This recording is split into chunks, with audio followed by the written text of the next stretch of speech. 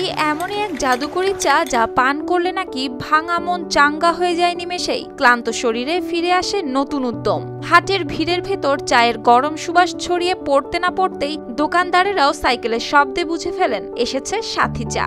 আর এই নারীর সকালটা শুরু হয় এভাবেই, সাইকেলের হ্যান্ডেলে চা পাতা ভরা ব্যাগ ঝুলিয়ে হাটে বাজারের পথে ছুটে চলার মধ্য দিয়ে। অথচ অবাক হবেন জেনে ৯ বছর আগেও এই নারী ক্ষুধার জ্বালায় কেবল গ্লাস ভর্তি পানি খেয়ে পার করতেন দিন।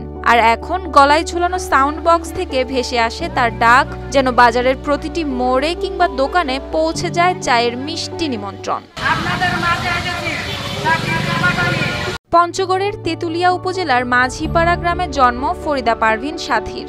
10 ভাই বোনের মধ্যে তিনি দ্বিতীয়, কিন্তু অভাবের সংসারে বেশি দিন টেকেনি তার স্কুল জীবন। কাজের খোঁজে ঢাকায় গিয়ে পরিচয় হয় আব্দুল লতিফের সঙ্গে, যার সংসারেও ছিল ভীষণ কষ্টের। তাই তো 2014 সালে বিয়ের পর সুখের স্বপ্নে ভরা দিনগুলো দ্রুত ম্লান হয়ে যায় অভাবের করাল থাবায়। 2016 সালে ঠাকুরগাঁও শহরে এসে লতিফ মাসে 5,000 টাকার চাকরি নেন একটি দোকানে। সাথীও নেমে পড়েন কাজের সন্ধানে।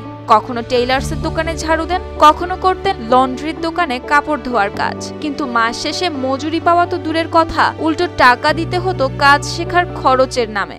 শেষে অপমানিত হয়ে নিজ এলাকায় ফিরে এসে সাথীর মনে জাগে নিজের পায়ে দাঁড়ানোর ইচ্ছে। হাতে মাত্র 200 টাকা নিয়ে সাহস করে এলাকার চা কারখানায় গিয়ে বারবার অনুরোধের পর 200 টাকার চা পাতা দিতে রাজি করান ম্যানেজারকে।